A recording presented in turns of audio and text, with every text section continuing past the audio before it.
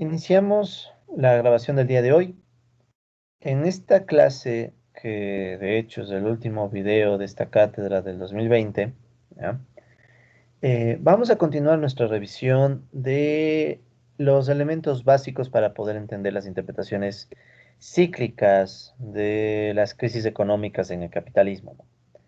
Muy rápidamente recordarán que nosotros habíamos tomado como motivación inicial esta idea de Marx de que parece que se podría pensar en encontrar leyes esenciales, aunque bueno, no las llamemos leyes esenciales, para encontrar ciertos patrones de la crisis a partir de enfoques matemáticos, ¿no? O sea, que es lo que estamos nosotros tratando de hacer.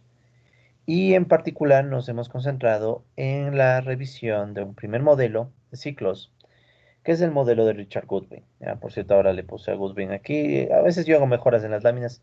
Toda mejora en la lámina va a estar disponible para ustedes, ¿no? En el aula virtual. Y la versión final de las láminas igual, todo va a estar disponible para ustedes. Entonces, el modelo de Richard Goodwin es el modelo con el cual nosotros hemos arrancado esta revisión de los posibles comportamientos cíclicos del capitalismo, ¿ya? Entonces aquí tenían ustedes algunos supuestos del modelo de Goodwin, no los vamos a volver a revisar porque ya los vamos a desarrollar más adelante, sino más bien quiero recordarles muy rápidamente qué fue lo que hicimos la clase pasada, ¿no? Entonces, en la clase pasada nosotros tomamos los supuestos del modelo de Goodwin, ¿sí? De Richard Goodwin, y empezamos a darle sentido desde el inicio, ¿no? Entonces partimos con algo de notación. Entonces recordarán que planteamos las principales variables del modelo, que son, por un lado, la tasa de empleo, que la escribimos con la letra V, que es igual a L sobre N. L es el empleo en horas, ¿ya?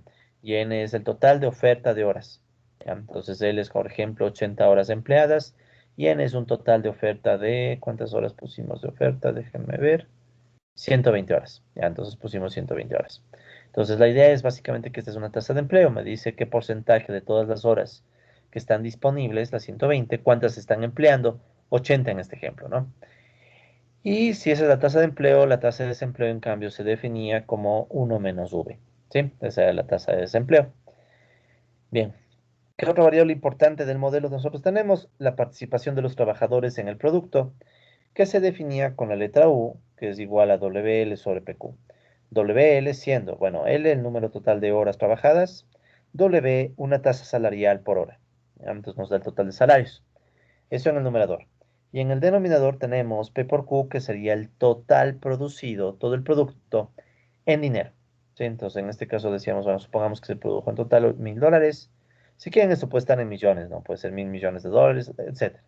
El caso es que nosotros decimos, bien, tenemos un producto de 1000, tenemos 800 en salarios, por tanto, la participación de los trabajadores en el producto sería de 0,8 o de 80%.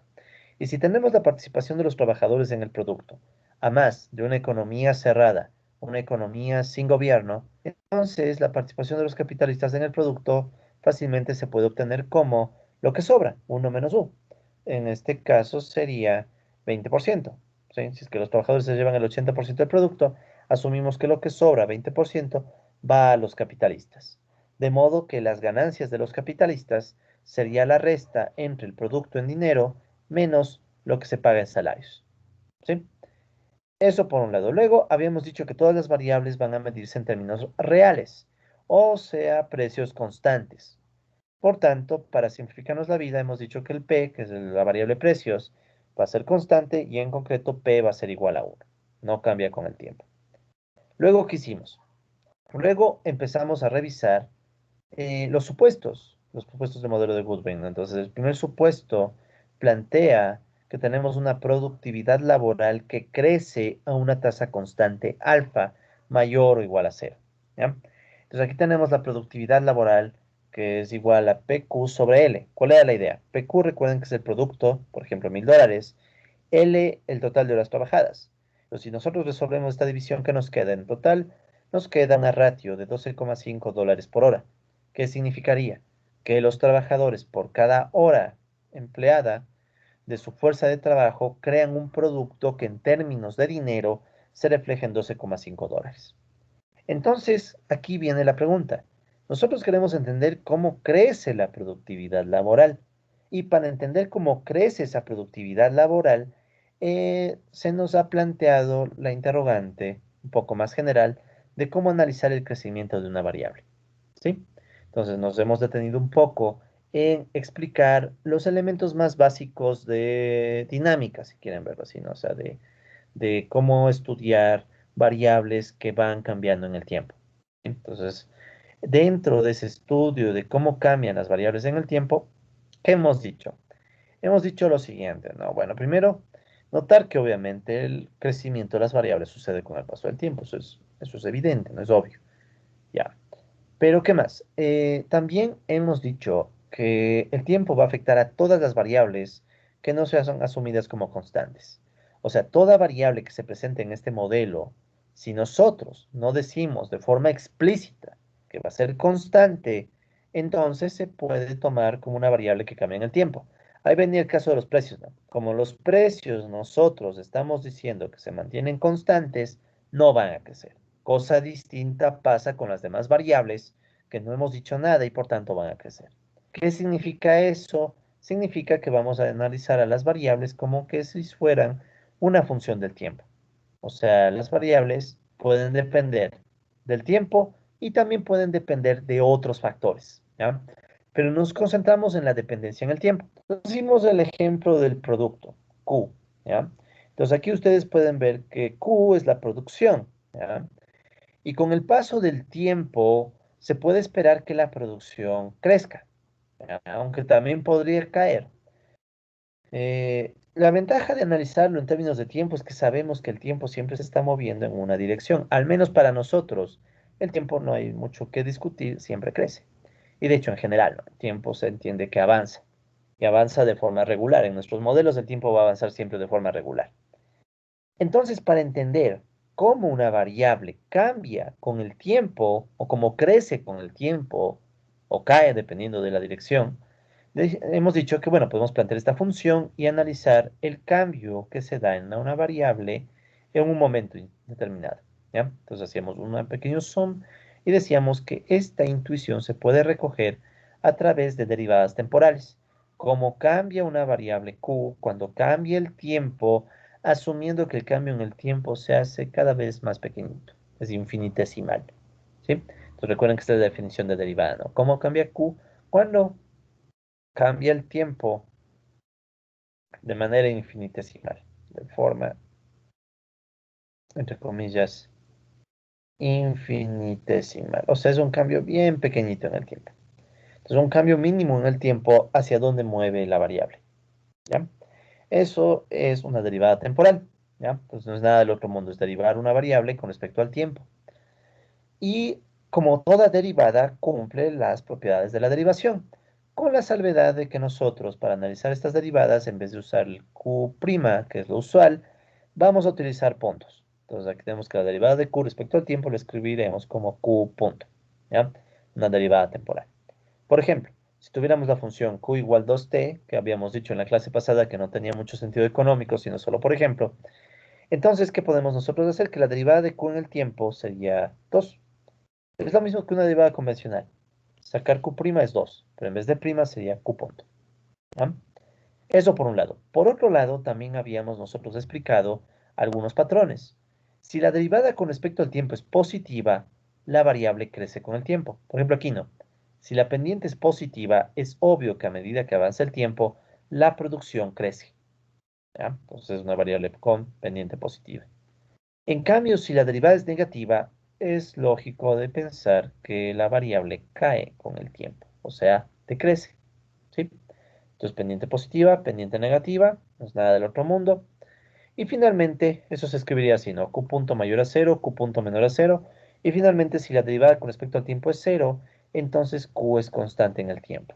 O sea, Q punto es igual a cero. Entonces, para completar esta idea, vamos a hacer muy rápido aquí unos grafiquitos bien chiquitos, solo para que se entienda, ¿no? Entonces, ¿qué significaría que Q punto es mayor a cero? Significaría que tendríamos una función que está creciendo, ¿no? Vamos a decir, ya estamos creciendo. En el tiempo, ¿no? Entonces, esto sería crecimiento en el tiempo. Entonces, aquí estaría el tiempo y aquí en otro estaría Q. En el otro caso, en cambio, ¿qué está pasando? Está cayendo. Entonces, tenemos el tiempo, tenemos Q y más bien habría una caída con el paso del tiempo. Y el más llamativo, o uno de los llamativos, es qué pasa cuando Q punto es cero. Tiempo, Q, y Q se queda constante. en el tiempo. ¿Sí? Esos son los tres casos. Entonces, Q punto mayor a cero crece, Q punto menor a cero la variable cae, y Q punto igual a cero la variable se queda constante en el tiempo. ¿Sí? Muy bien. Entonces, eso habíamos nosotros hecho para entender cómo cambia una variable en el tiempo. Pasamos luego a estudiar cómo obtener la tasa de variación de una variable. ¿Ya? ¿Cómo es la tasa de variación? Final menos inicial sobre inicial. ¿Cómo nosotros podemos obtener esta tasa de variación? Bueno, en términos más convencionales sería la variación de Q con respecto al Q inicial. Esa es la idea, ¿no? Q final menos inicial es la variación de Q.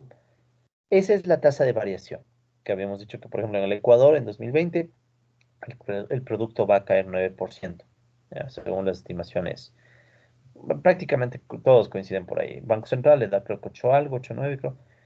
La CEPAL le da 9, el Fondo Monetario le da 9,5 de caída, pero al final es una caída, ¿ya?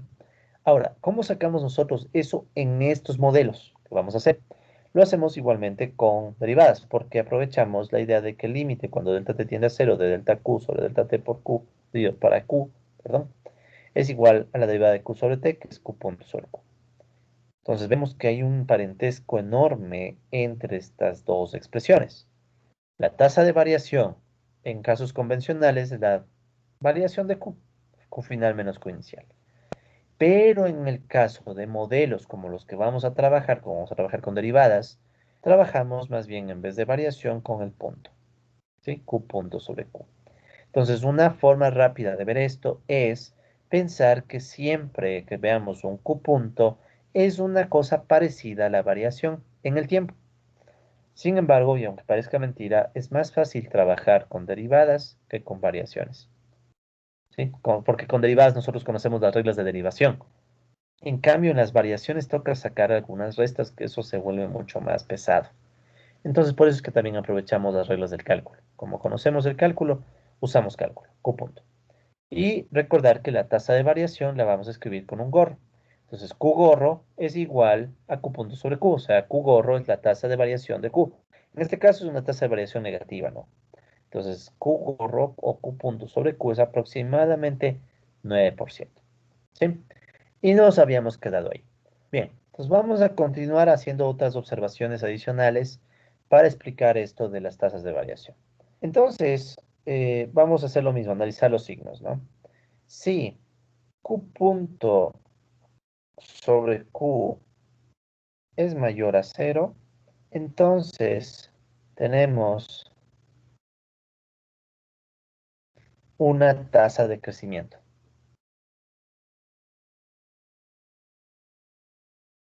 O sea, Q gorro mayor a cero. ¿De acuerdo? Lo primerito, si Q punto sobre Q es mayor a cero, entonces tenemos una tasa de crecimiento, o sea, Q gorro es mayor a cero. Por ejemplo, Q gorro es igual a 2%, digamos.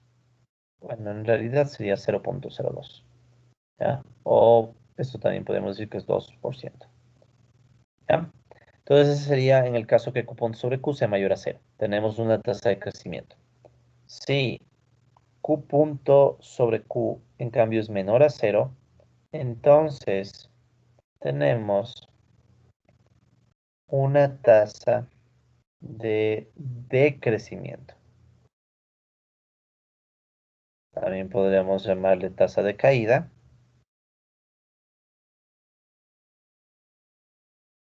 o también de contracción. Y como se sientan más cómodos. Yo usualmente diré de crecimiento. Entonces aquí estaría obviamente el caso del Q gorro igual al menos 0,09, que es el 9%, ¿no? El caso del 9% negativo. ¿Ya?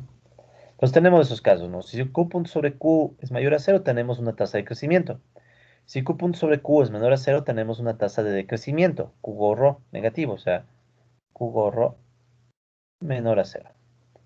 Y finalmente, si Q punto sobre Q es igual a cero, entonces la variable Q es constante. ¿Ya? Es el mismo caso, creo que hasta arriba mejor. Es el mismo caso que cuando nosotros tenemos derivada de Q con respecto al tiempo igual cero. Es la misma idea. Porque obvio, si te están diciendo que la variable tiene una tasa de variación cero, ¿sí? O sea, Q gorro sea igual a cero. Entonces te dicen, a ver, te dicen, el PIB creció 0%. Eso significa que en realidad no creció, ni tampoco cayó, o sea, se quedó constante. En las variables económicas, en el mundo real, es rarísimo pensar que existan Q punto igual, perdón, Q gorro igual cero, a menos que sean variables que nosotros ya digamos explícitamente que son constantes. Por ejemplo, el precio. Si el precio es constante, no cambia con el tiempo. Si no cambia con el tiempo, su tasa de variación tiene que ser cero. No hay mucho más a dónde ir. ¿De acuerdo? ¿Sí? Porque en todo esto estamos asumimos que Q es diferente de cero, ¿no?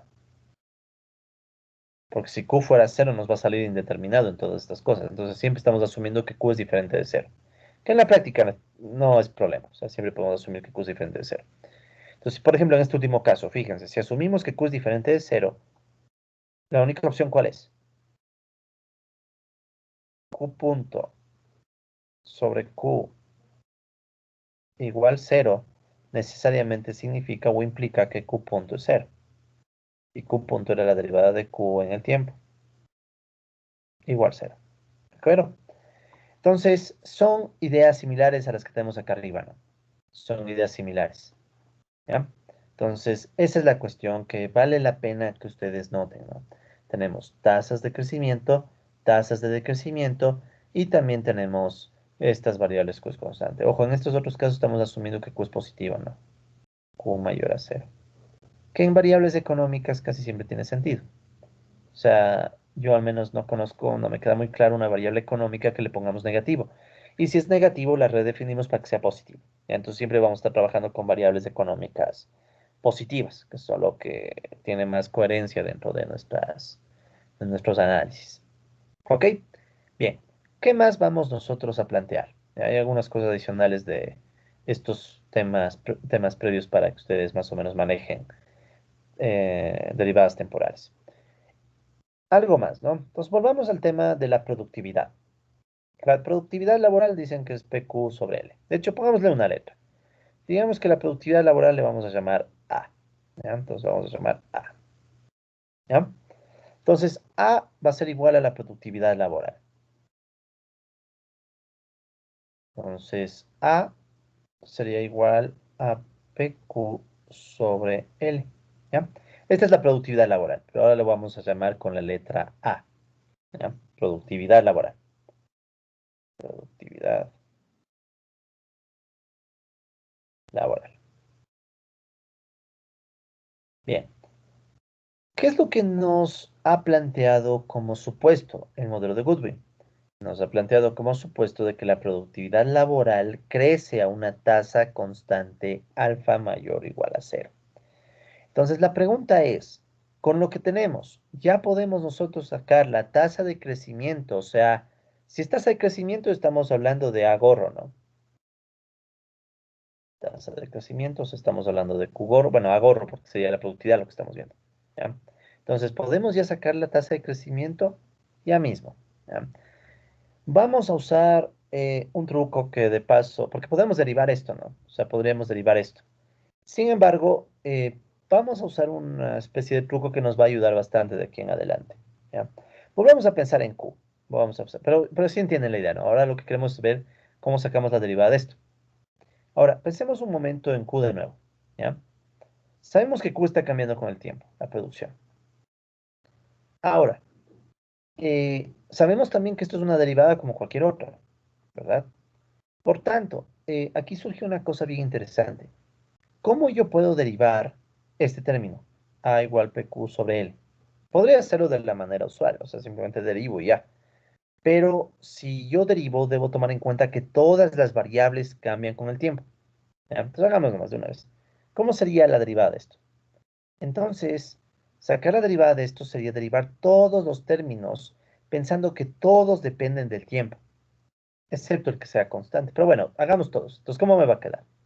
A punto. O vamos a hacerlo bien despacio. Entonces vamos a sacar la derivada con respecto al tiempo de A, que sería el lado izquierdo. Eso es igual a la derivada con respecto al tiempo de PQ sobre L. ¿Ya? Entonces, vamos a sacar la derivada con respecto al tiempo de A, que al mismo tiempo es sacar la derivada respecto al tiempo de PQ sobre L. ¿Sí? Ok. Tomen en cuenta que estamos haciendo esto porque estamos buscando el cómo crece A, ¿ya? Cómo crece la productividad laboral. Entonces, la derivada con respecto al tiempo de A le podemos dejar como A punto. ¿Sí? Entonces nos va a quedar A punto. Ya. Esta derivada, en cambio, si se fijan, es la derivada de una división. ¿Cómo se deriva una división? Entonces tendríamos el denominador al cuadrado, ¿ya? Y luego, ¿qué viene? Recuerden, viene la derivada del numerador, P por Q, y eso por el denominador que sería L, menos el numerador, P por Q, por la derivada del denominador, ¿ya? Estoy haciéndolo paso a paso porque quiero que se entienda lo mejor posible. Ya después esto lo hacemos de golpe, ¿no? O sea, pero ahorita vamos haciéndolo paso a paso. Entonces, tenemos, repito, la derivada de A, que sería punto, la derivada del denominador, perdón, la derivada de toda esta división, entonces sería el denominador al cuadrado, derivada del numerador por el denominador, menos el numerador por la derivada del denominador. Ya, aquí es esto igual. Abajo ya no hay nada que hacer, me quedaría L cuadrado, ¿sí? En el numerador que tengo, fíjense, la derivada de P por Q, aquí es igual. P hemos asumido que es una constante, ¿sí? P es una constante, no va a cambiar con el tiempo. Si P es una constante, puede salir. Recuerden, como cualquier derivada, o sea, en una derivada las constantes salen. Entonces P sale de la derivada. ¿Y qué me va a quedar? La derivada de Q en el tiempo. Q punto L, ¿verdad? Porque la derivada de Q respecto al tiempo sería Q punto. Luego, P por Q. Aquí tenemos la derivada en el tiempo de L, que sería L punto. Listo. De hecho, el precio le pudimos haber sacado de acá arriba, ¿no? Desde el inicio, pero bueno, no importa. Entonces, ¿cómo me va a quedar esto? Yo puedo aquí sacar factor común P, ¿ya? Que multiplica A. Entonces, ¿qué tengo aquí? Q punto L sobre el cuadrado menos L, QL punto sobre L cuadrado, ¿no? Q punto L menos QL punto sobre L al cuadrado. ¿De acuerdo? Lo único que hice fue sacar el factor común P y el resto estamos haciéndolo como es usual, ¿no? O sea, estamos simplemente transcribiendo, ¿ya? Ok, hasta ahí no hay novedad, ¿ya? Entonces hasta ahí yo ya tengo una ecuación que me dice cómo está cambiando en el tiempo A, ¿sí? O sea, yo tengo esa ecuación que me dice cómo está cambiando en el tiempo A. Voy a pasar una nueva lámina porque se me acabó el espacio, entonces sería una lámina 3. 3. Entonces, ¿qué es lo que ya conocemos? Sabemos que A punto es igual a P Q punto L menos QL punto sobre L cuadrado.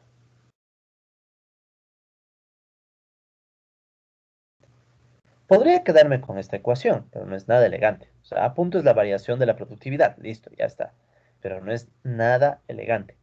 Entonces, ¿qué es lo que vamos a hacer ahora? Lo que a mí me interesaría es tener la tasa de variación de A. ¿Ya? O sea, yo lo que quiero, yo diría esto, ¿no? Si busco A gorro, ¿ya? Recuerden que A gorro sería la tasa de variación de A, ¿sí? No olviden eso, ¿no? Traten de estar, si incluso tienen problemas para recordar esto, por favor tengan unos apuntes resumidos de estas cosas, porque esto vamos a usar todo el tiempo, ¿sí? O sea, vamos a meternos en modelos dinámicos que están todo el tiempo haciendo estas derivaciones. Si tienen problemas para recordar esto, por favor, ténganlo a la mano, porque todo el tiempo vamos a hacer estas cosas. Entonces, si busco A gorro, que sería la tasa de variación, ¿eso a qué es igual? Ya hemos dicho, es A punto sobre A, que sabemos que esto es una aproximación de la variación de A sobre A. ¿Ya? ¿Qué sería ahorro? Esta sería la tasa de variación de la productividad. Tasa de variación de la productividad. Muy bien. Si busco ahorro, y esto es a punto sobre A, yo ya tengo a punto. A punto sé que es toda esta cosa. Entonces yo podría reemplazar, ¿no? Entonces, ¿qué sería ahorro? Ahorro igual. En el numerador, ¿qué podríamos poner? Entonces, en vez de poner a punto, puedo poner toda esta ecuación. P, Q punto L menos QL punto sobre L al cuadrado.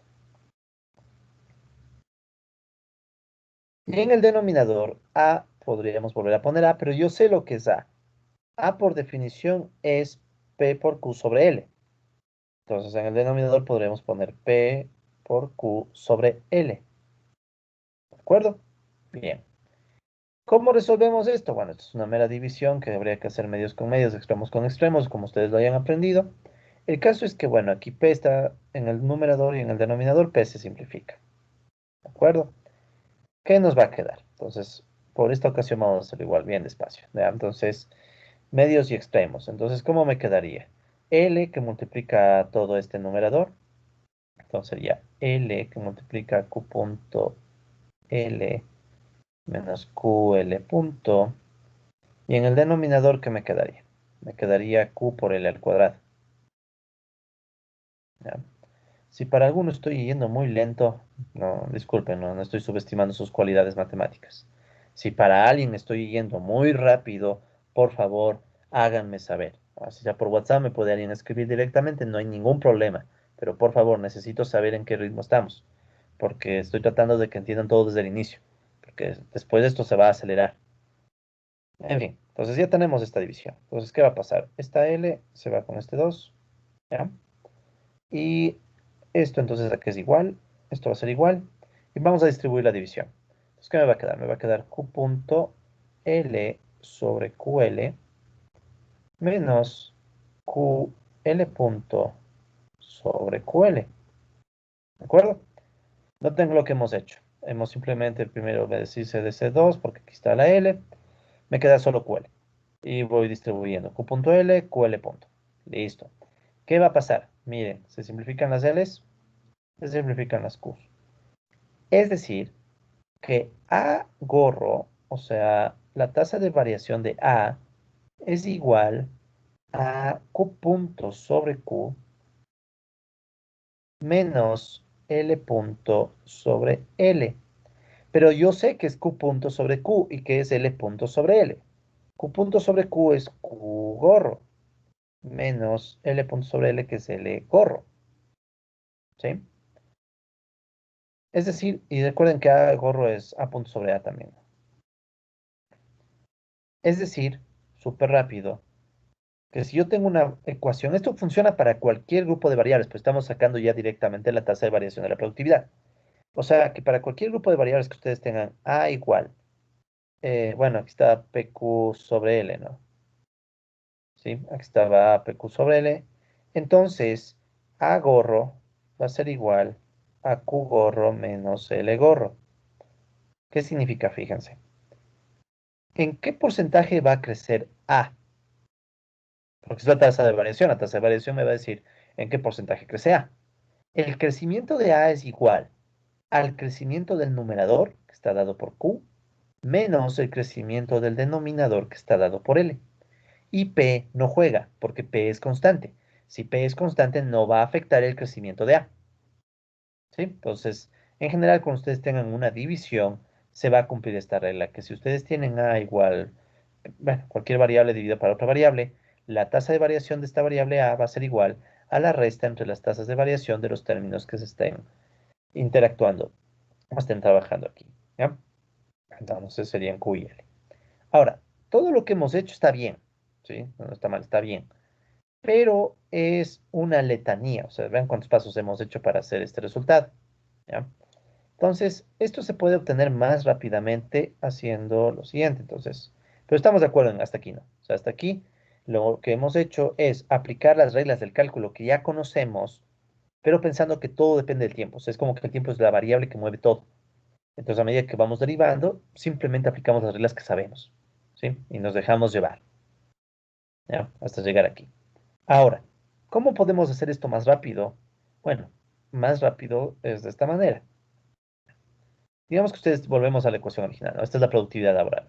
A igual PQ sobre L. ¿Ya? Productividad laboral. Apliquemos, en esta ecuación, apliquemos en el lado izquierdo y en el lado derecho el logaritmo natural. Logaritmo natural de A igual logaritmo natural de P por Q sobre L. ¿Ya? Ok, si aplico el logaritmo natural, esto de aquí, ¿en qué se va a transformar? En que el logaritmo natural de A va a ser igual al logaritmo natural de P más logaritmo natural de Q menos logaritmo natural de L. ¿Sí? Por la propiedad de los logaritmos. ¿Ya? Por la propiedad de los logaritmos, ustedes pueden, al aplicar logaritmo natural, estos términos, primero, si es que tienen un producto, se transforma en suma. Y si tienen divisiones, se transforman en resta. ¿Sí? No se olviden las propiedades de los logaritmos naturales, que de hecho nos van a servir bastante.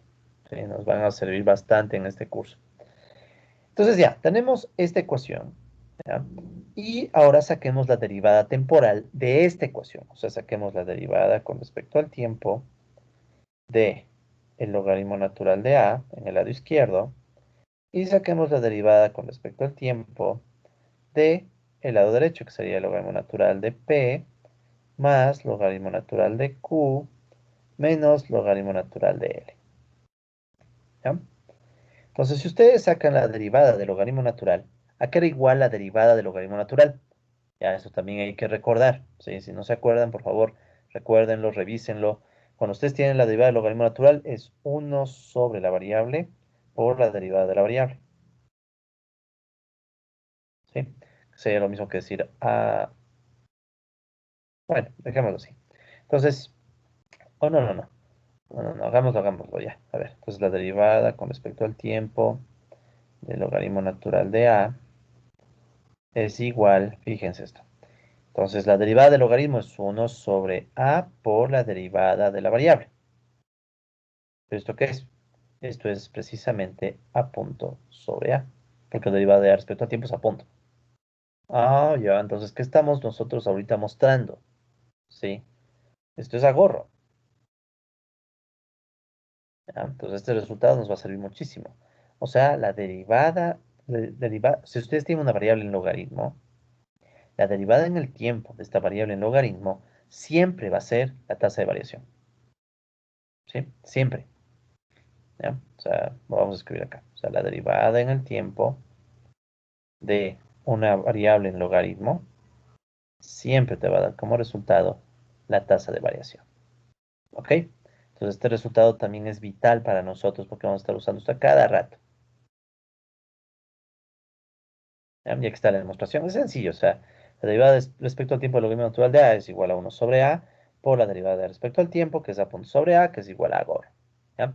Entonces, este resultado nos va a servir para de aquí en adelante no estar volviendo a hacer todos los procedimientos que hicimos, sino que de inmediato, si ustedes sacan la derivada en el tiempo de una variable en logaritmo natural, ya de inmediato, no tienen ni que pensarlo, sabemos que eso va a ser igual a la tasa de variación.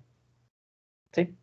¿De acuerdo? Entonces eso por favor es clave, eso sí, ese resultado es clave, ¿no? Para lo que vamos nosotros a ir haciendo.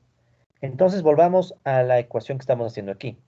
Si nosotros sabemos ya esta regla, entonces la derivada con respecto al tiempo del logaritmo natural de A, ¿qué va a ser? La tasa de variación de A. Pongámoslo primero así, ¿no? Entonces, A punto sobre A. Ya sé que esto viene del logaritmo natural de A. La derivada respecto al tiempo de esta suma y resta, vean, esto es más fácil, ya no hay una división. Suma y resta es directo, o sea, esto va a ser de la derivada respecto al tiempo del logaritmo natural de P. ¿Qué es eso? P punto sobre P. Más la derivada natural, derivada, perdón, derivada en el tiempo del logaritmo natural de Q. Q punto sobre Q. Menos la derivada con respecto al tiempo del logaritmo natural de L. L punto sobre L. ¿Ya? ¿De acuerdo? Pero como P es constante, si el precio es constante, O sea, de hecho, p es igual a 1. Entonces, p punto sobre p es igual a 0. ¿Sí? Y si p punto sobre p es igual a 0, ¿qué nos va a quedar? Nos va a quedar simplemente que a punto sobre a es igual a q punto sobre q menos L punto sobre L. O lo que es lo mismo, podríamos decir A gorro es igual a Q gorro menos L gorro. ¿De acuerdo? Entonces, cualquier camino es válido. O sea, ustedes pueden hacer el camino que quieran. Si quieren, pueden hacer este otro camino, de hacer la derivada de la división y todo eso. Pero es más práctico, mejor acostumbrarse a usar logaritmo natural. Y en todos los modelos que vamos a ver de aquí en adelante, la práctica usual es usar logaritmos naturales, porque sí simplifica bastante las derivadas, ¿sí? O sea, si ustedes usan logaritmos naturales, en ese caso van a notar que esta propiedad les va a ser muy útil, ¿ya? Entonces, de nuevo, ¿no? Si es que ustedes tienen esta división, aplican logaritmo natural, les queda esta cosa, y si hacen la derivada con respecto al tiempo, ya saben que aquí les va a quedar directo a punto sobre a, aquí les va a quedar p punto sobre p, q punto sobre q y l punto sobre l. Y luego lo que queda es ver cuál variable es constante. P. P es constante, entonces p punto sobre p es 0. No va a crecer. Y ya me llega este resultado. ¿Bien? Me llega este resultado en donde decimos que la tasa de crecimiento de A es la tasa de crecimiento de Q menos la tasa de crecimiento de L. ¿Ya? Ok. Repito, no es bastante usual que ustedes, esta notación con gorro es menos usual, lo más usual es escribirlo así, o sea, como estos términos de aquí, en puntos, ¿sí? O sea, normalmente ustedes van a ver los modelos que lo escriben más de esta forma, pero es lo mismo que poner acá, así con tasas de variación, es lo mismo, ¿ya? Sino que a veces los modelos se concentran más en estas derivadas, ¿ya? Se concentran más en estas derivadas porque a veces toca despejar la Q, la L, toca hacer algo, ¿no? Suelen usar más esta notación, pero es lo mismo. Cualquiera de estas dos expresiones es igual. ¿Ok? Ya. Eh, una cuestión adicional, ya para empezar a cerrar esto. Digamos que ustedes, ya, digamos que ustedes tienen una variable de estas características, ¿no? O sea, digamos que ustedes, esta ecuación se nos va a aparecer sobre todo en el siguiente modelo que vamos a ver, no en el de Bootstrap, pero de una vez ya que estamos en esto. A ustedes se les ha de hacer como esta ecuación, por ejemplo, Q igual L a la, a ver qué le tomamos, vale la pena. A ver, vamos a usar una función de producción, ¿ya? Una función de producción, donde voy a decir que la producción es igual a L elevado a la alfa, beta, gamma, delta, iota, epsilon, epsilon, vamos, ¿ya? ¿De acuerdo? Entonces, esto de aquí es una función de producción. Tal vez se acuerden, ¿sí? De sus clases de macro, de micro. ¿Cuál es la función de producción? La función de producción me dice, en este caso, por cuántas horas trabajadas, cuánto se produce. ¿Ya? Una función de producción. Epsilon es un indicador de la tecnología. ¿Ya? Pero piensen esto en forma más general. Piensen que tiene una ecuación Q que depende de L a la epsilon, donde vamos a asumir que epsilon es una constante. ¿Ya? Es una constante. Ok. Entonces, en este caso, quiero sacar la tasa de variación de Q. Entonces, ¿cómo yo puedo sacar la tasa de variación de Q? Entonces, ¿cuál es la tasa de variación de Q en este ejemplo? Entonces, para sacar la tasa de variación de Q ya en la práctica, simplemente diríamos, bueno, aplico logaritmo. El logaritmo natural de Q es igual al logaritmo natural de L a la epsilon. Y aquí tienen otra propiedad interesante. Si esto es así, entonces, ¿qué va a pasar? Que el epsilon es exponente.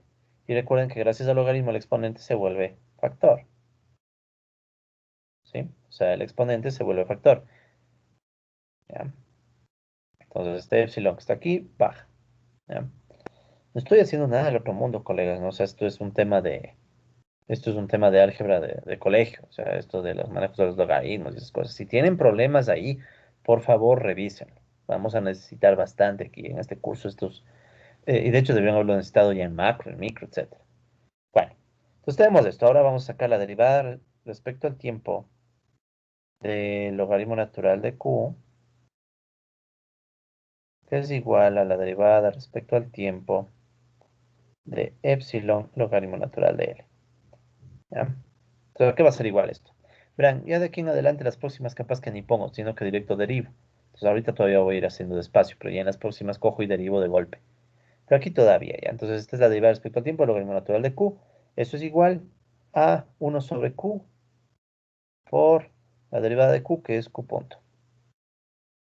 ¿Ya? Y eso es igual. Epsilon es una constante.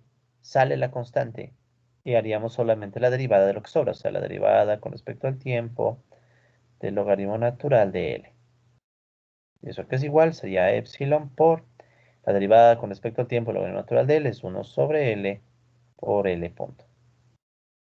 Es decir, al final, ¿qué me quedó? Q punto sobre Q es igual a epsilon L punto sobre L. ¿Ya? ¿De acuerdo?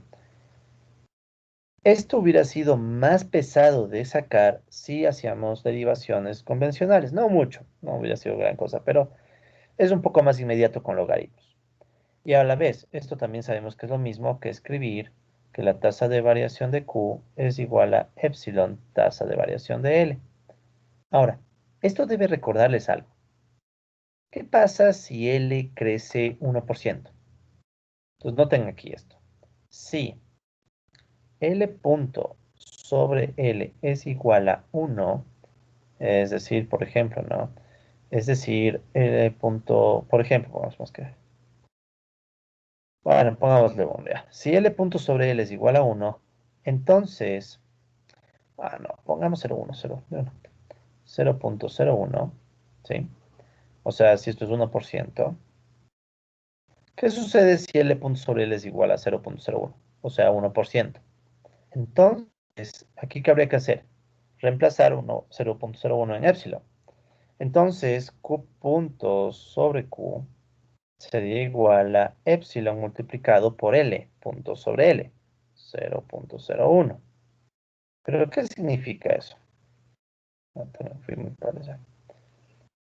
Esto es lo mismo que decir que esto es igual a 0.0 epsilon, o sea, epsilon por ciento, ¿sí? Epsilon por ciento. ¿Qué significa esto? Si la variable L, o sea, dicho de otra forma, ¿no? Si la tasa de variación de L es 1%, si L es 1%, la tasa de variación Q es epsilon por ciento. Por tanto, epsilon es la, vamos a un poco, ¿ya? Epsilon es la elasticidad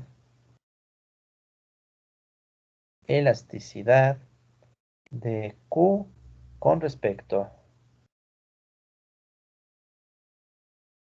a L. Si quieren, le podrían llamar la elasticidad producto-trabajo, si quieren llamar. Es la elasticidad de la producción con respecto a las horas trabajadas. O sea, si las horas trabajadas crecen 1%, la producción crece epsilon por ciento. ¿Qué es lo que estoy tratando de decirles con esto, estimados colegas? Y estimadas colegas, en esencia, que si ustedes tienen una ecuación planteada en estas condiciones donde tienen dos variables y una de las variables está elevada a una constante, ya de inmediato sabemos que esta constante es una elasticidad, ¿sí? Ya de inmediato, esto es una elasticidad, ¿sí? ¿Y cómo podemos saber qué es elasticidad? Sacando las derivadas temporales en logaritmos. Es una forma rápida de ver que epsilon es una elasticidad, ¿sí? Entonces, estas son cositas que en realidad se entiende que ustedes ya deberían conocer de esos cursos de micro y macro, pero si no lo conocen, entonces, y de cálculo, ¿no? Cálculo, micro y macro, etcétera. Si no lo conocen, por favor, ténganlo a mano, ¿no? O sea, estos apuntes que hemos hecho aquí, bueno, todavía había un poco de espacio. Estos apuntes, por favor, de las derivadas y todo, ténganlo a mano, les puede ser útil. Bueno, les va a ser útil, ¿sí? Porque aquí a futuro asumiremos que todo lo que está aquí dicho está entendido y de aquí en adelante simplemente aplicamos, ¿ya? Entonces, de paso, no sé si alguien tenga alguna pregunta sobre estos temas que hemos visto de derivadas temporales. Si alguien tiene una pregunta, de una vez para atenderla. Sea que la digan pueden decirla o pueden pasármela por WhatsApp con todo gusto. ¿Alguien tiene dudas sobre este tema? de derivadas temporales.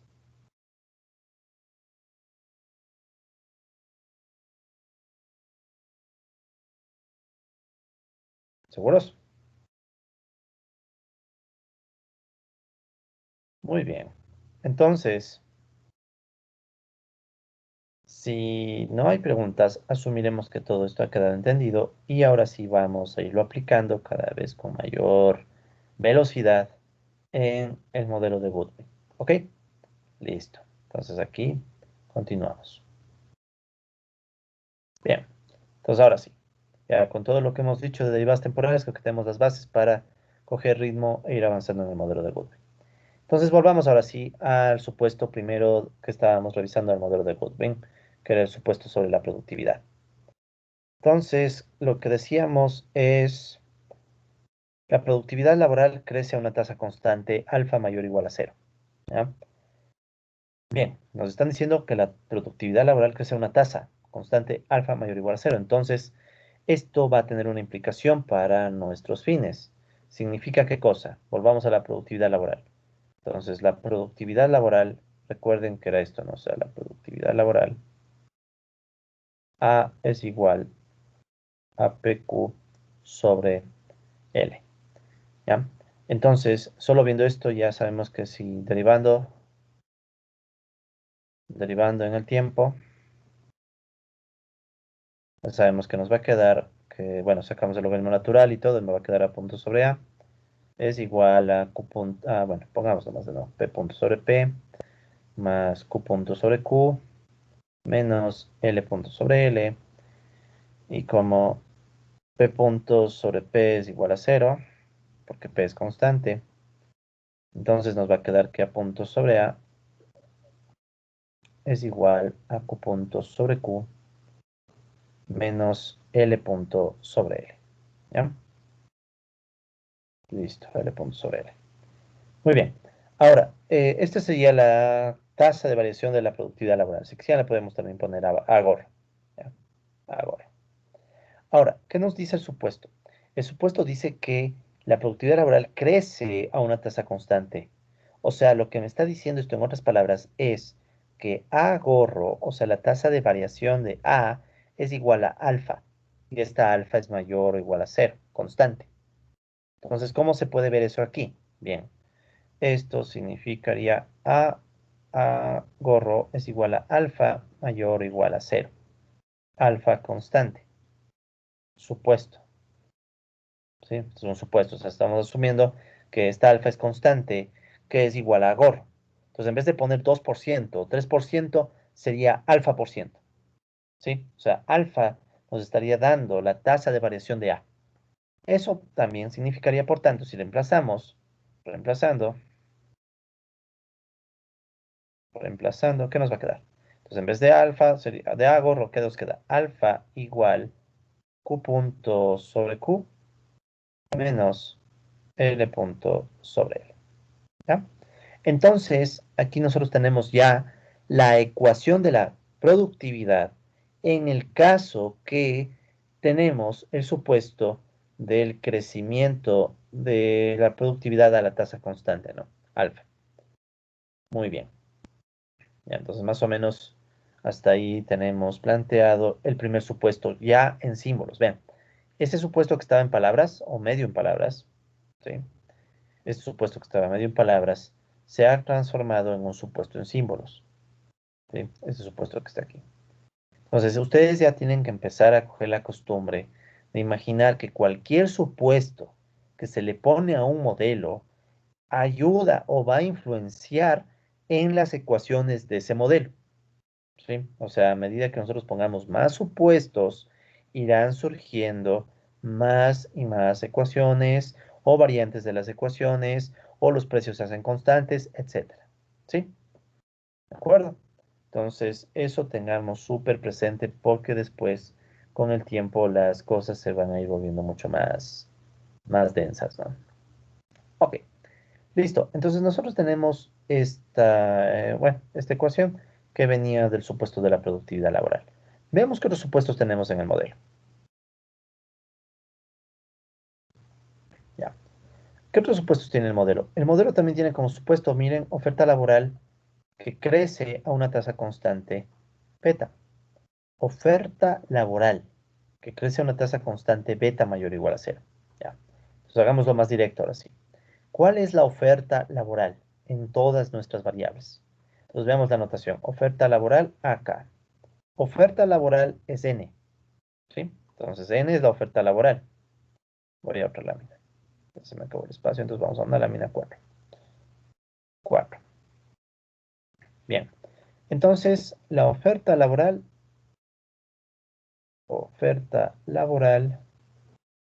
es N, ¿sí? Siendo N el número de horas trabajadas, o perdón, no trabajadas, el número de horas disponibles para trabajar, ¿sí? En nuestro ejemplo creo que eran, vamos acá, 120 horas, ¿ya? Todas las 120 horas disponibles para trabajar. Oferta laboral es entonces N. Ahora, ¿qué me están diciendo? Me están diciendo que la oferta laboral crece a una tasa constante beta mayor o igual a cero. Entonces no hay muchas vueltas que darle. Si esta es la oferta laboral, entonces la tasa de variación, ¿cuál será? Es n puntos sobre n. N puntos sobre n, que en este caso dicen que es igual a beta mayor o igual a cero. ¿Sí? O también, si quieren, n gorro igual beta mayor o igual a cero, donde beta es constante. Esto también es un supuesto. ¿Ok? Entonces ya tenemos el supuesto de oferta laboral con tasa de variación constante beta. ¿Qué significa esto? Estamos asumiendo que las horas que los trabajadores ofrecen, ¿ya?, para trabajar, no todo lo que ofrecen se usa, no todo lo que ofrecen se emplea, pero las horas que los trabajadores ofrecen para trabajar crecen a una tasa de beta por ciento, ¿ya? A una tasa de beta por ciento. Uno podría pensar que beta quizá podría depender,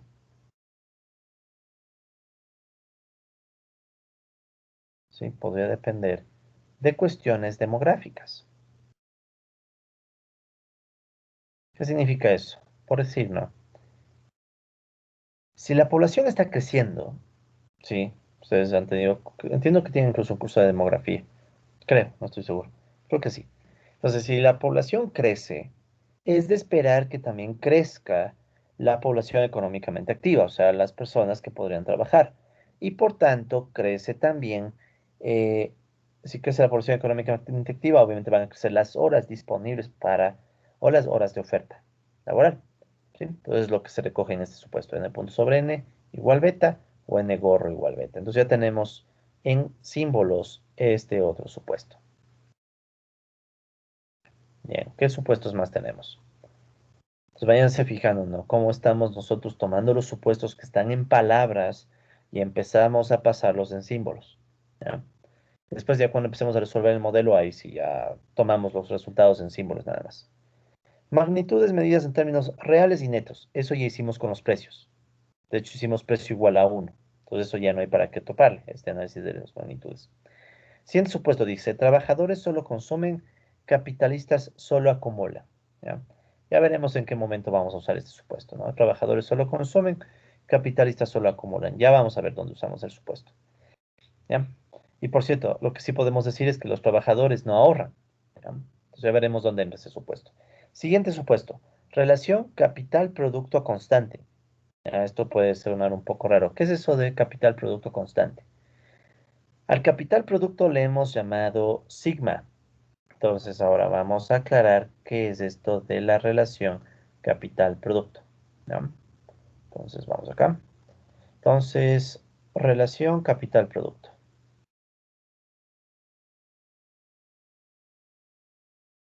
¿Ya? Esta relación capital-producto es una variable que es bastante, tiene su importancia en macroeconomía. Sí, de hecho, gente como Nicolás Caldor y otros han planteado que este tipo de variables tiene un comportamiento constante. De hecho, ese es uno de los llamados hechos estilizados de Caldor. Pero bueno, no quiero entrar en esos detalles. Más bien vamos al contexto propio del modelo. Se suele asumir que esta relación capital-producto, sí, suele ser constante, porque los datos más o menos arrojan eso, aunque hay todo un tema de contabilidad, ¿verdad? No es tan simple, pero bueno. Entonces, ¿cuál es la relación capital-producto? Le vamos a poner a la letra griega sigma, ¿sí? Como la relación capital-producto. Esta es bastante usual. Parece una manzana eso. Sigma.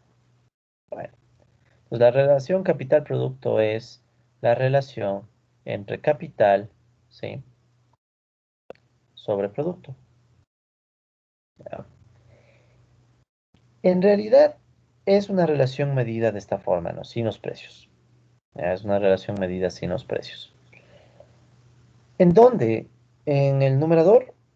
Bueno, pongamos los precios de un inicio. Ya pongamos el precio. Vamos a asumir que en todo está jugando siempre el mismo precio. Entonces sería P por Q por K y P por Q. Ya, por ejemplo, ¿no? Recuerden que P por Q era el producto, ¿no? ¿Cuánto era P por Q? En nuestro ejemplo eran, creo que 1000, ¿no? $1000. Déjenme ver. Creo que sí eran $1000. Creo que sí eran mil. Sí, $1000. ¿Ya? Entonces P por Q serían $1000, el total del producto. En cambio, el total de capital, noten este detalle, ¿no? El total de capital podríamos ponerlo como P por K. Y este digamos que es, bueno, $5000. Capital total. Capital total en dinero. ¿Sí? Reflejado en dinero. Ya, entonces no hay mucha vuelta que darle. ¿Cuál es la relación capital-producto? La relación capital-producto sería tomar los $5000 y dividir para los $1000. Entonces al final, ¿qué les va a quedar? Si ustedes hacen la operación, les va a quedar un 5-1. 5.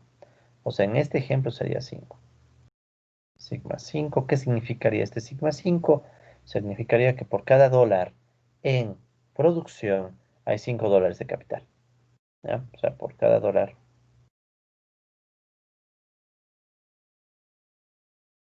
en producción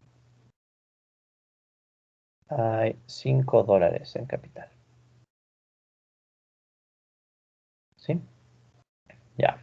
Ahora, aquí hay una cosa que no vamos a profundizar ahorita. Tal vez la profundicemos luego. Debería profundizarse luego. Y es una pregunta, de hecho. Ustedes tal vez conocen el problema de la medición del capital que nace de la controversia de los Cambridge. ¿Han oído a alguien hablar de este tema de la controversia del capital? Eh, sobre el capital, la controversia entre Cambridge de Inglaterra y el Cambridge de Massachusetts, ¿no? Sí, No, silencio, pero sumire, ¿no? no. Ya, gracias. En ese caso, tendremos que revisar eso algún rato, ¿no? Porque verán, aquí hay una pregunta clave. Esto estamos midiéndolo en dinero, ¿no? Y en dinero es facilito la división. Pero si no fuera en dinero, ¿en qué otras unidades se mide el capital? Entonces, antes de continuar, dejemos esa duda. Que es una duda que casi nunca se hace en los modelos. Siempre ponemos K, imaginemos que son máquinas, pero en la realidad, ¿en qué unidades se mide K?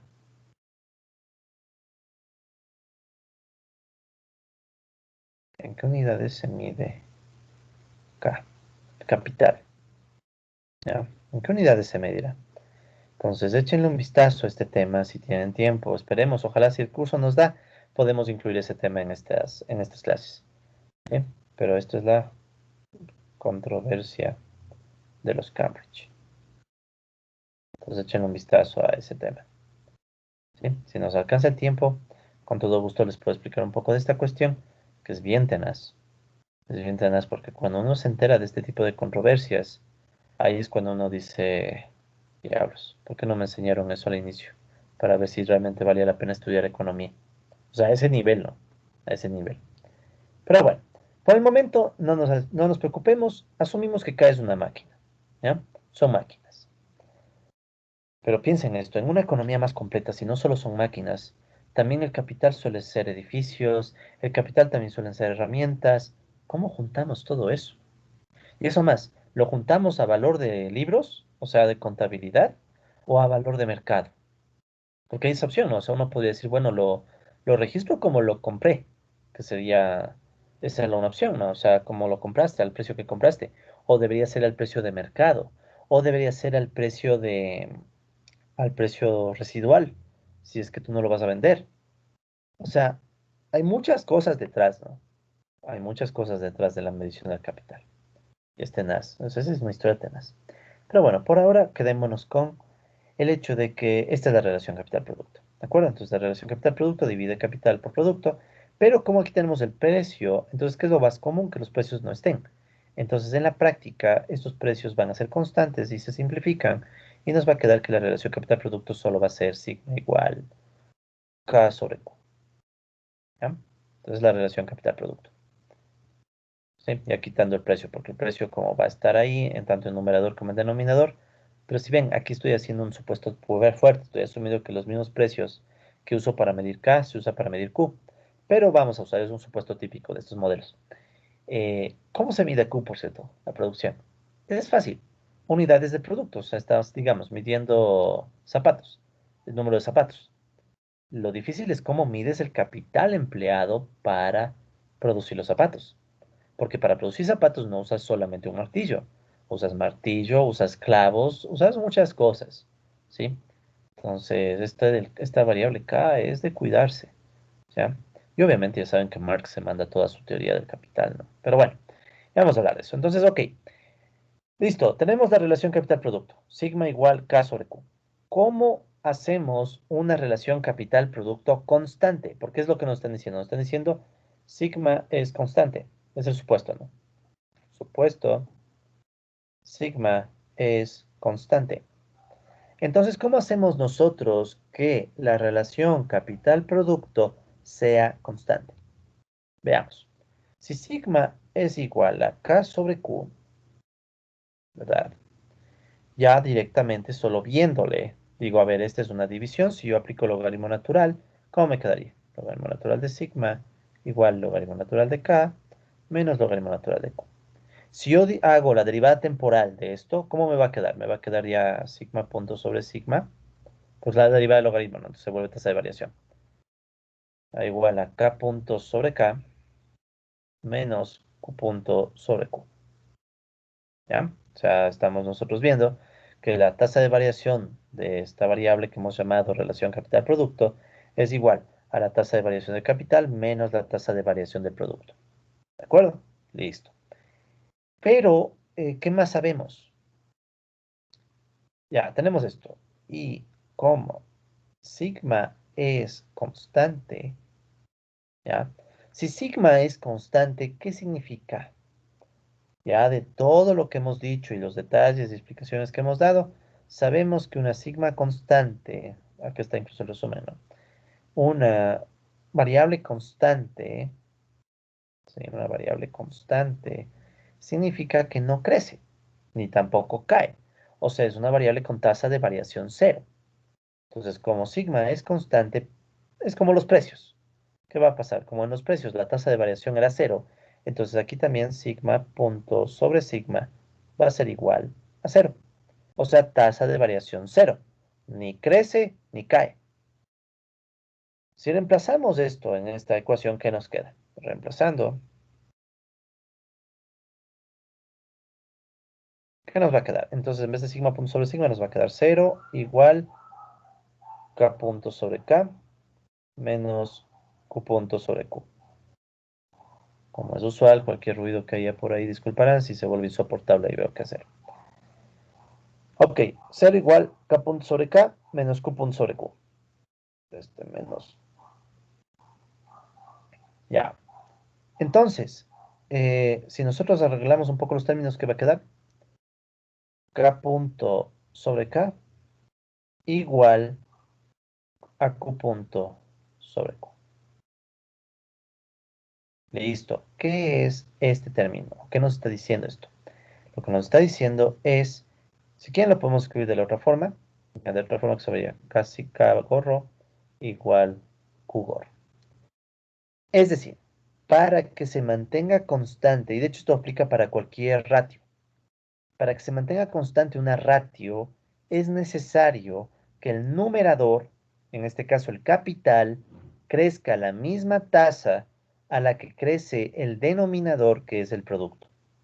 Entonces, si el capital y el producto crecen a la misma tasa, o sea, K gorro igual a Q gorro, entonces necesariamente la ratio, que en este caso le hemos llamado sigma, se vuelve cero. O sea, no, perdón, crece a una tasa cero. Sigma punto sobre sigma igual cero. ¿Ya? Entonces, esa es la forma como nosotros representamos el supuesto ratio capital-producto constante.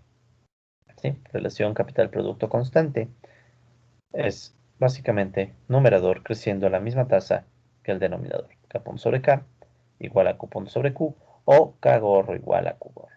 ¿Ya? Entonces con eso ya hemos representado este supuesto que está bacano. Relación capital-producto constante. Entonces vean de nuevo, ¿no? Como apenas con palabras nos ponen un supuesto que en realidad es toda una ecuación. De hecho, en la prueba que tengamos que hacer en la evaluación, puede tranquilamente ver eso. O sea, yo les puedo poner unas palabras, digamos, en términos simbólicos, cuál de las siguientes ecuaciones representa este supuesto. Y yo les pondré el supuesto.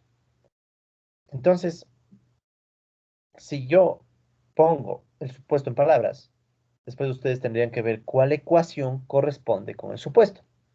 ¿Sí? Entonces, eso es muy importante que ya empiecen a practicar para que vayan entendiendo cómo se hace, ¿no? Como bien decía Keynes, John Maynard Keynes, un economista tiene que saber leer los símbolos y expresarse en palabras. Entonces, obvio, al público no le van ustedes a poner todas estas ecuaciones, que sigma, que k punto, que no, no. A la gente que le dices las palabras. Pero ya entre economistas se entiende que debemos saber manejar los símbolos. ¿De acuerdo? Entonces, hay que estudiar bien cálculo, colegas, para poder manejar la economía. A menos que quieran seguir la escuela austríaca, en la escuela austríaca no se usa cálculo. Ya, ahí sí, ¿para qué? Aunque sí hay gente austríaca que usa cálculo. No, no vamos a mentir, sí hay gente que usa cálculo. Pero lo importante, colegas, del cálculo no es por matematizar, no es porque nos guste la matemática y queremos poner. No, es que así se ha estudiado. O sea, Marx mismo vieron que dijo, ya creo que hay que saber matemática para poder entender las crisis. Y luego hay un montón de modelos de las crisis. Entonces no ha de ser porque sí, algo debe tener la matemática que nos aporte. Incluso puede que estos modelos no sean perfectos, pero quién sabe si esto es lo que a futuro dará base para modelos más complejos. ¿Ya? Pero bueno, ese es otro tema. Vamos al siguiente supuesto. El siguiente supuesto es un supuesto ya más complejo. ¿Qué dice el siguiente supuesto? Tasa de variación del salario real, dependiente de la tasa de empleo B, según una curva de Phillips. Y nos dan estas ecuaciones. De esta ecuación veamos, a ver, estas son las letras griegas gamma y rho. Ya, entonces las letras griegas gamma y rho son constantes, ya, mayores a cero. Ya, esto no es problema, constantes. También nos dicen W punto es igual a la derivada de W con respecto al tiempo. Esto ya sabemos. ¿Qué nos están poniendo en la ecuación esta de la curva de Phillips? Nos ponen esta ecuación que aunque no parezca, ya tenemos los elementos como para entenderla. ¿Sí? Ya tenemos los elementos como para entenderla. Entonces, expliquemos un poco esta curva de Phillips. Vamos a ponerla en rojo. Curva de Phillips del salario real.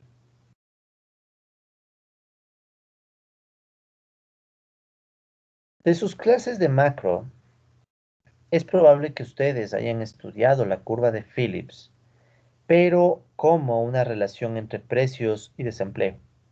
¿Sí? Una relación inflación-desempleo. Puede ser que la hayan estudiado así. El Phillips original, que escribe su artículo y que del cual viene la curva, que creo que es del año 58 el artículo, en realidad no hace la relación inflación-desempleo, hace la relación salarios-desempleo. Luego, con algunos supuestos, es que esa ecuación se ha transformado en la curva de Phillips que hoy por hoy estudiamos en macroeconomía. ¿Ya? Pero bueno, si no se acuerdan de eso, no es muy grave, aunque deberían acordarse, ¿no? Porque eso es macro. Pero lo importante aquí no es eso. Lo importante aquí es entender esta curva que es más cercana a la idea original del propio Phillips. Entonces, primerito, de aquí en adelante, vamos a aclarar.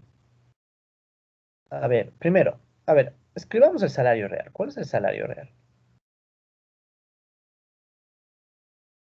El salario real es W salario sobre P.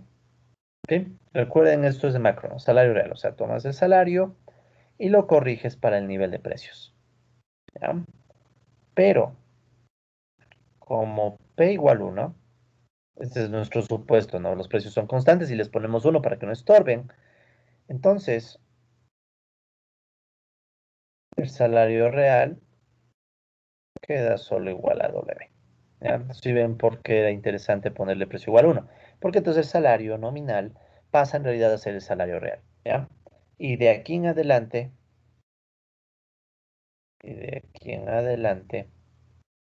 ya no escribimos la P. Ya no escribimos P, sino 1. ¿Ya? Entonces, ya de aquí en adelante no vamos a escribir la P, nos quedamos solo con 1. Porque ya sabemos que el precio es constante, para que no nos estorbe más. ¿Listo? Entonces, originalmente salario real sería W sobre P, ¿ya? Que es la clásica forma de escribir salario real en el contexto de macroeconomía, modelos macro. Pero como el precio es 1 constante, entonces nos vamos a quedar solo con W como salario real. Entonces, ¿cuál es la curva de Phillips? Entonces, la curva de Phillips de salario real,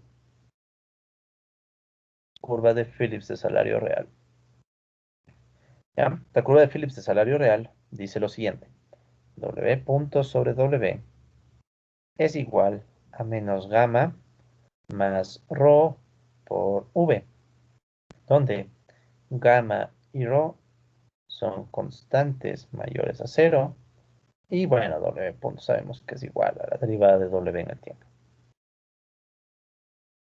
Bien, veamos si lo que hemos visto ya nos da elementos para entender esta ecuación. Entonces dicen, esta es una curva de Phillips de salario real. ¿Qué dice esta ecuación? Repito, gamma y rho son constantes. Simplemente es como haber puesto cualquier constante, pero usamos las letras griegas originales que usó Goodwin. Ya, son letras. No olviden que vamos a necesitar bastante el alfabeto griego.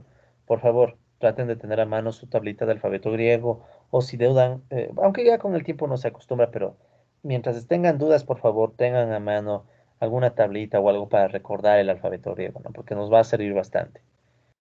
Ok, entonces usualmente estas letras griegas son constantes. Entonces las letras griegas usualmente representan valores que no se mueven. Alfa, rho, constantes. ¿Qué era V? Ya no olvidar que V era la tasa de empleo. ¿Sí? Tasa de empleo. Este ya definimos antes. V igual L sobre N. ¿Ya? Entonces esta era la tasa de empleo. ¿Y qué es W punto sobre W? Con lo que hemos dicho, se entiende que ahorita ya se puede decir, ya sabemos, que W punto sobre W es la tasa de variación de W. O sea, la curva de Phillips también la pudieron haber escrito W gorro, igual a menos gamma más rho V. Y de hecho en varios libros van a verle así. Pero ¿cuál es el tema? El tema es que eh, es más usual poner W punto. Sí, o sea, tranquilamente podemos haber puesto W gorro, pero es más usual usar W punto sobre W. ¿Ya? ¿Qué significa esto? La tasa de variación del salario real depende del empleo. ¿Sí? Es lo que significa eso. Ya, voy a borrar esto. Ya sabemos que es lo mismo. Entonces, la tasa de variación, abajo lo voy a poner aquí nomás. Entonces, todo esto de aquí sabemos que se puede escribir como W gorro. Ya. Entonces, la tasa de variación del salario real, esta variable, es dependiente de la tasa de empleo. Ya. Pongamos números, ¿ya? Pongamos números para simplificarnos un poco la vida. Supongamos que, por ejemplo, ¿no? Por ejemplo,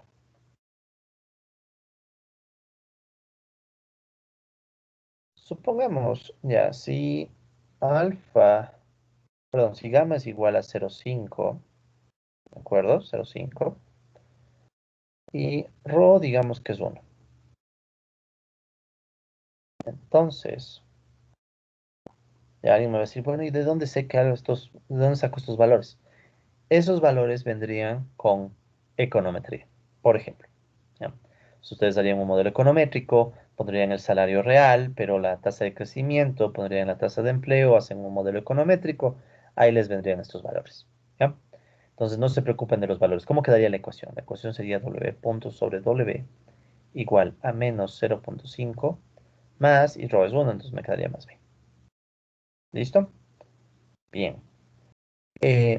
Ahora, ¿qué podemos nosotros hacer con esta tasa? Si yo lo dejo ahí, ya puedo ver con más claridad la dependencia del salario real solo con la tasa de empleo. Por tanto, sí, digamos que la tasa de empleo fuera igual a 0,8. ¿Eso qué significaría? 80% de trabajadores empleados. Es justo el ejemplo, ¿no? O sea, digamos que fuera justamente 80% de horas empleadas. Ah, no, perdón, no era 80, era 66%. 0,6. 6 nomás pongamos, 60%.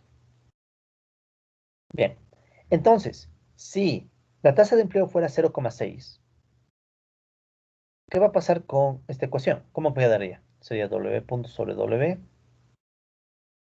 Antes de olvidarme, para que no se olviden, esto vendría de econometría, por ejemplo, ¿no? Econo-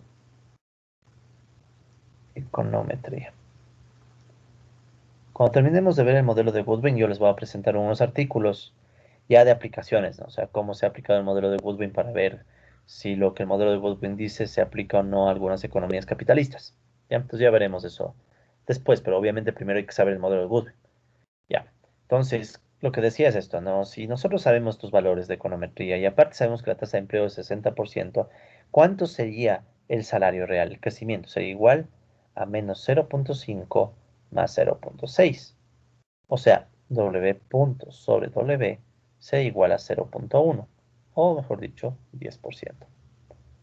Es decir, si la tasa de empleo es 60%, el salario real del siguiente periodo, porque me dicen que esto es crecimiento, esto viene al futuro, entonces el salario real del siguiente periodo crece en 10%. ¿Sí? Esa es la idea.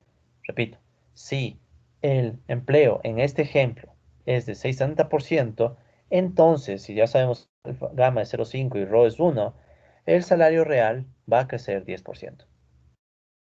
¿Ya?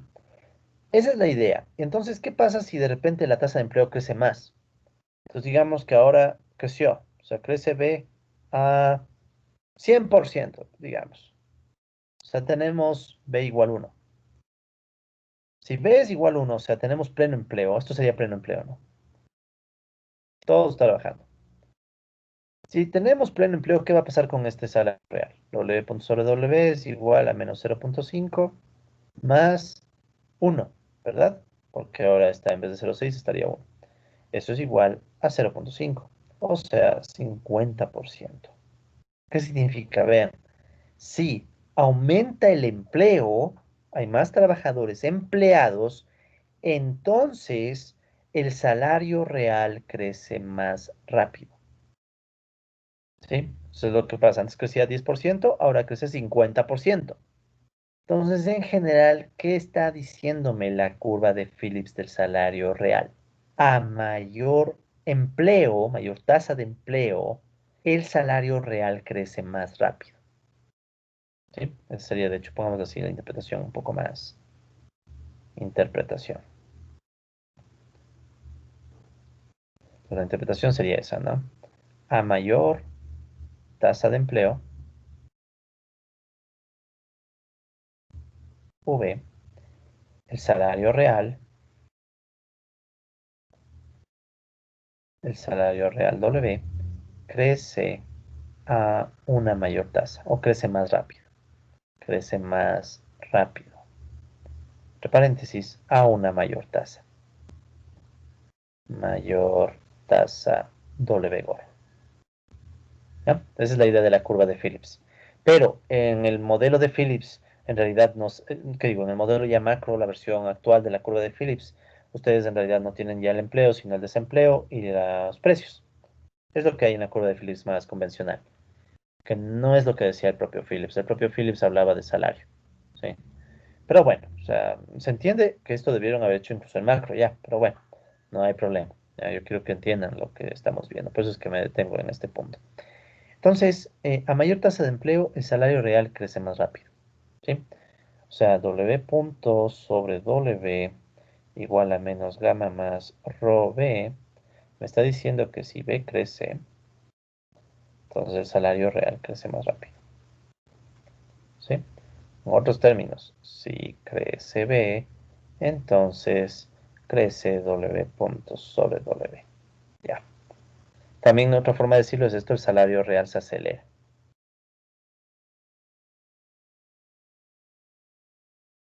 Esa es otra forma de decirlo, o sea, crece más rápido. Bien, ahora la pregunta es, ¿por qué? O sea, ya, este es el significado matemático de la ecuación, pero ¿cuál es el sentido económico? Sí, ¿qué significa eso? Entonces, esta idea de la curva de Phillips de salario real es, en esencia, parte de lo que dice Marx y que vamos a profundizar más adelante. Y es lo siguiente, a mayor empleo, se asume que la clase trabajadora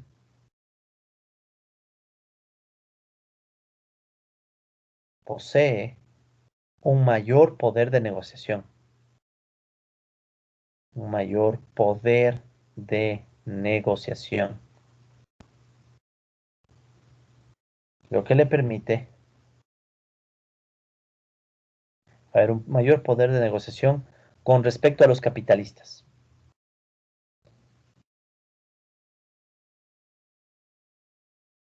O sea, piensen, estamos en un mundo donde solo hay dos clases sociales, trabajadores y capitalistas. Entonces, el supuesto es que a mayor empleo se asume que la clase trabajadora tiene más poder de negociación con respecto a los capitalistas. Ya, ¿por qué? Ya, por ejemplo, entre comillas, son más. Ya, esa es la idea más burda, ¿no? O sea, es más gente. Son más trabajadores que están empleados. Pueden presionar mejor. Aparte, se puede asumir que tienen una mayor organización.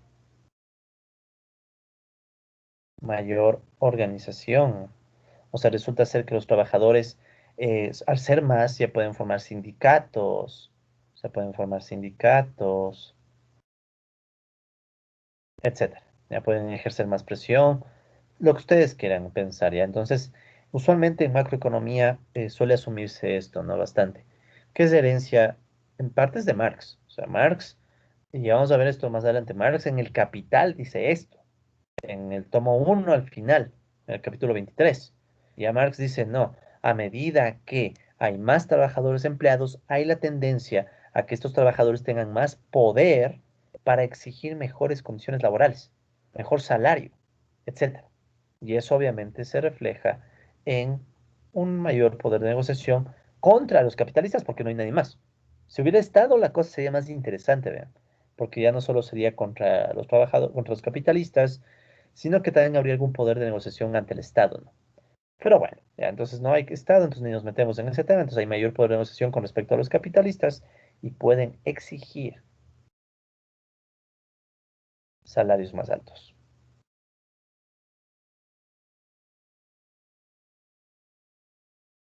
También puede ser un tema de oferta y demanda, ¿no?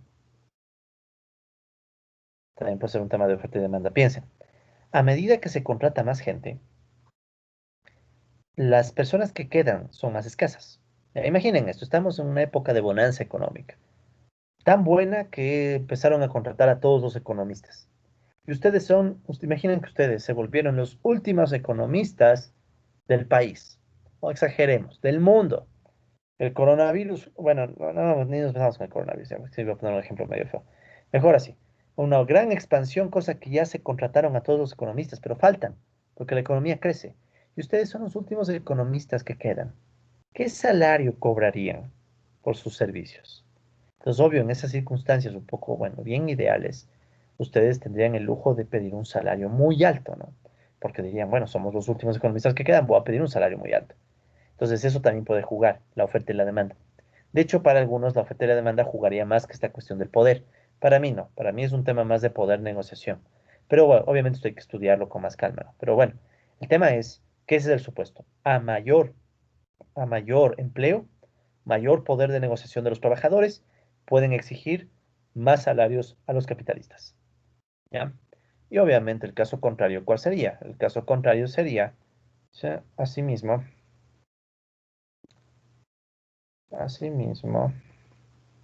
a menor empleo, sea, si cae la tasa de empleo, los trabajadores poseen menos poder de negociación, poder de negociación, tengo una situación más débil,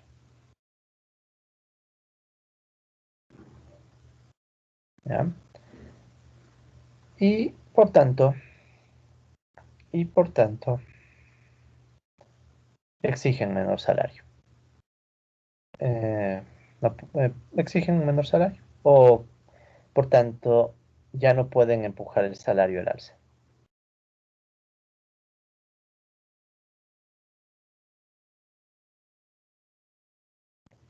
Y esto es lo mismo que decir que hay una tendencia a que caiga este W.W. ¿Ya?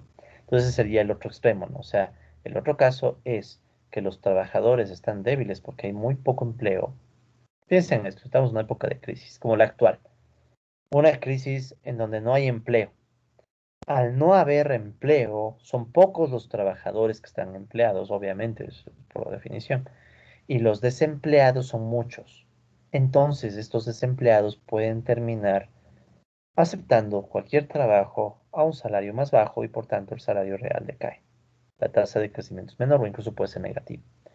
Y no sería nada del otro mundo, ¿no? Coger este mismo ejemplo y en vez de poner una tasa de empleo del 100%, exageremos, digamos que no hay empleo. Tasas de cero, exagerar, ¿no? Ya, digamos que B fuera cero. Si B fuera cero, el salario real caería 50%, ¿sí? Obviamente nunca va a ser cero, siempre digamos que es 10%. O sea, el empleo cayó tan horrible que está solo de 10%. Entonces la caída del salario real sería 40%, y así.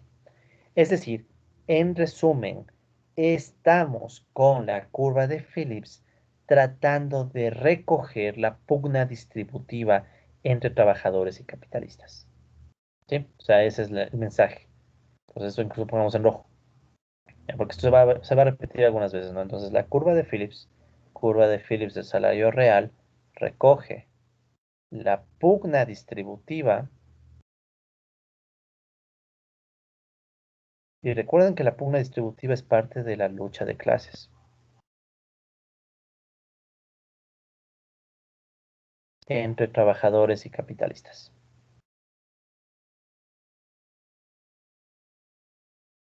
¿Ya? De hecho, hay teorías bien interesantes que tratan de explicar la inflación, no lo usual, no lo típico, es que mucha emisión monetaria, no. Hay unas teorías interesantes que hablan de que la inflación podría explicarse tal vez desde un enfoque de lucha de clases. Porque los capitalistas, obvio, si les suben el salario, los capitalistas pueden reaccionar subiendo los precios. En un mundo ya con inflación, ¿no? Este mundo que estamos analizando no tiene inflación, el de este modelo. Pero en un modelo más complicado podrían pensar que los capitalistas, ante el aumento del salario, pueden reaccionar subiendo los precios. Que de hecho es el modelo que vamos a ver en la próxima. O sea, después del modelo de Goodwin vamos a ver un modelo que estoy desarrollando junto con un colega economista, un amigo, Leonardo Vera. Entonces con él estamos desarrollando un modelito y ahí se puede ver ya el caso en donde, eh, en donde este crecimiento del salario, ¿sí? Puede llevar a crecimiento de precios, como cuando los capitalistas reaccionan. Y se hace un modelo más complejo.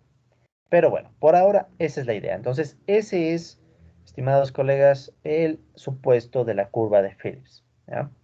De hecho, si no me equivoco, aquí estaba explicado también. La curva de Phillips indica que el salario real crece. Vean, ya podemos entender estas palabras. El salario real, ya sabemos por qué es salario real, porque el precio es uno, entonces W es el salario real. Crece, ¿por qué crece? Porque ya vemos que esto es W punto sobre W, sabemos que esta es la tasa de variación, ¿sí? O sea, ya sabemos que esta es la tasa de variación. Tasa de variación, ¿ya? Crece más rápido, mayor tasa de empleo. ¿Cuál es la tasa de empleo? V, lo que decíamos hace un ratito. Si aumenta V, aumenta la tasa de crecimiento del salario real. Pues los trabajadores ganan poder de negociación en su disputa distributiva con los capitalistas. Y viceversa. Cuando cae el empleo, están debilitados los trabajadores, cae el salario real. ¿Sí? Ejemplo. Un ejemplo que más o menos puede recoger la intuición de esto es el siguiente. Imaginen ahora que estamos en crisis e imaginen que ustedes ya no son los últimos economistas del mundo. Ahora imaginen que hay un montón de economistas sin trabajo. ¿Ustedes se darían el lujo de pedir un salario muy alto? Lo más probable es que no, lo más probable es que ustedes terminen bajando el salario con la esperanza de que alguien les contrate porque están bajándose el salario por debajo de lo que otros están proponiendo. Entonces vean cómo se da la debilitación, la debilidad de los trabajadores, se los debilita y eso permite que los capitalistas puedan pagar salarios más bajos. ¿Ya? En el enfoque convencional del marxismo, esto a veces no se estudia porque se asume que el salario cubre el valor de la fuerza de trabajo. Recordarán, ¿no? O sea, que el salario suele cubrir la subsistencia del trabajador, la subsistencia de la familia, eh, gastos de capacitación, componentes histórico-morales.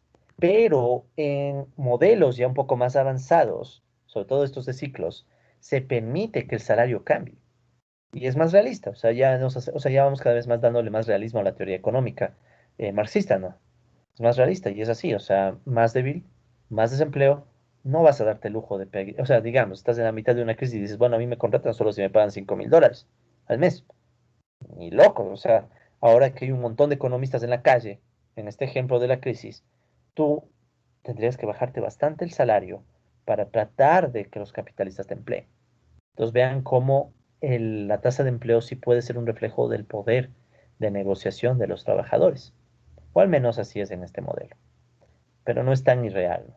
Y repito, Marx habla bastante de esto y lo veremos con calma más adelante, cuando Marx hable del concepto de ejército industrial de reserva, que es tal vez el concepto que ustedes estudiaron en Economía Política 1, o lo que le vamos a renombrar aquí les llamaremos ejército laboral de reserva. ¿Ya? Entonces, en ese concepto Marx habla de estos temitas que los iremos viendo más adelante. Listo. Con estos supuestos, Goodwin construye un sistema dinámico. Muy bien. Ya hemos explicado todos los supuestos del modelo de Goodwin, excepto el supuesto de los trabajadores que ahorran, o sea, trabajadores, perdón, que solo consumen. Entonces no hemos explicado, ¿no? Trabajadores solo consumen, capitalistas solo acumulan. No lo hemos explicado, pero se entiende la intuición. O sea, los trabajadores no van a ahorrar nada. Los capitalistas son los únicos que acumulan. Entonces vamos a explicar eso último, ya como para cerrar esta, si tengo espacio.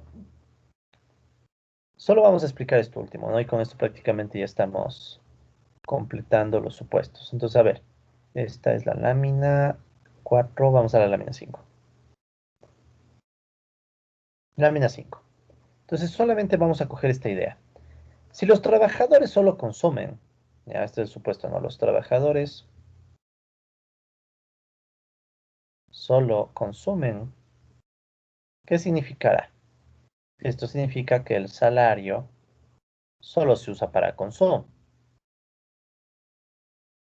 Es un poco obvio, pero bueno. ¿Ya? Son trabajadores asalariados. Recuerden que solo hay trabajadores asalariados, ¿no? O sea, otro tipo de trabajadores no se incluye en este modelo porque si lo ponemos se complica más. ¿Ya? Entonces, solo trabajadores asalariados. Vamos a asumir que estos trabajadores asalariados solo consumen. Salario solo se usa para el consumo. Pero en cambio, ¿qué pasa con los capitalistas? Estamos diciendo que los capitalistas solo acumulan. Capitalistas solo acumulan. Entonces hay que aclarar qué es la acumulación.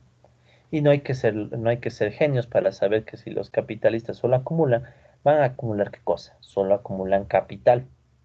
Obviamente, ¿no? ¿Ya? Solo acumulan capital.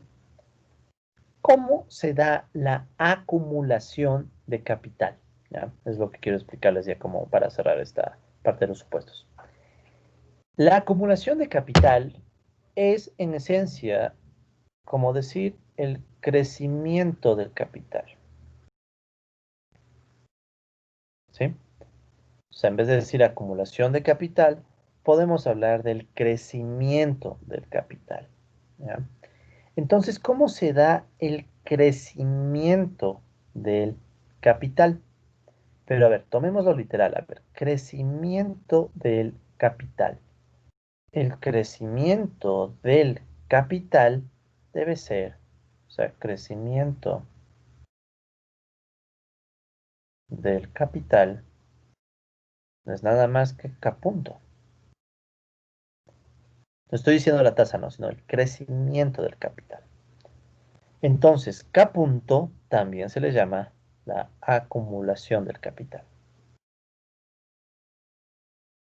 ¿Ok?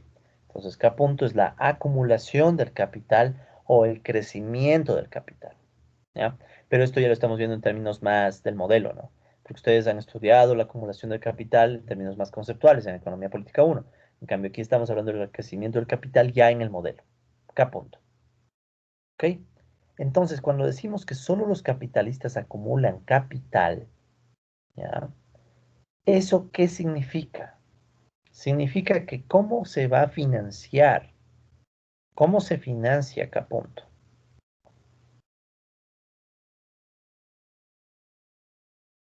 ¿Cómo va a financiarse el aumento del capital?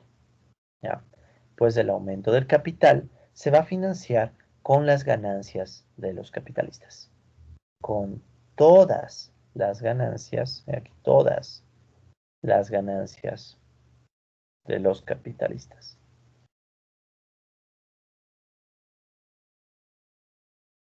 ¿Sí? ¿Por qué con todas las ganancias? Aquí tienen muchas cosas que ver. Economía cerrada sin gobierno. Si tenemos economía cerrada sin gobierno, ¿qué sucedía en macro? Economía cerrada sin gobierno. Esto es lo más básico de macro. Si tiene economía cerrada y sin gobierno, el ahorro es igual a la inversión. ¿Sí? En la versión más básica, cuando tenemos economía cerrada sin gobierno. Ahorro igual a inversión. Ahora, ¿quiénes son los que ahorran?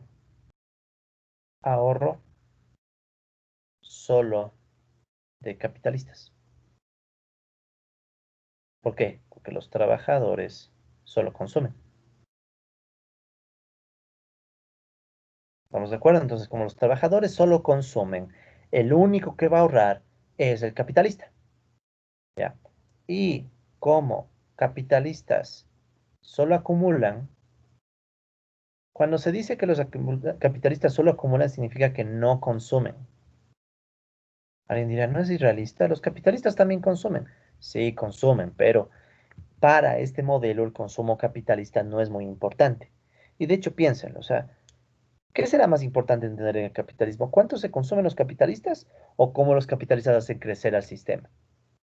Es relativo, ¿no? Pero si se imaginan, por ejemplo, un multimillonario con los que hablamos al inicio del curso, tal vez ellos no están tan preocupados por consumir, ya su consumo ha de estar asegurado. Tal vez es más importante para ellos asegurarse el crecimiento del capital, asegurarse tener más y más poder. ¿Sí? Recuerden lo que conversamos al inicio del curso. Entonces, para estas personas es más importante la acumulación. Por tanto, en nuestro modelo decimos, el consumo por ahora lo dejamos de lado. Si quieren, luego lo ponemos en otro modelo, pero en este dejamos de lado el consumo y nos concentramos en que los capitalistas solo acumulan. Entonces, ¿qué significa eso? Que las ganancias de los capitalistas al mismo tiempo van a ser el ahorro de la economía, porque nadie más ahorra, los trabajadores no ahorran.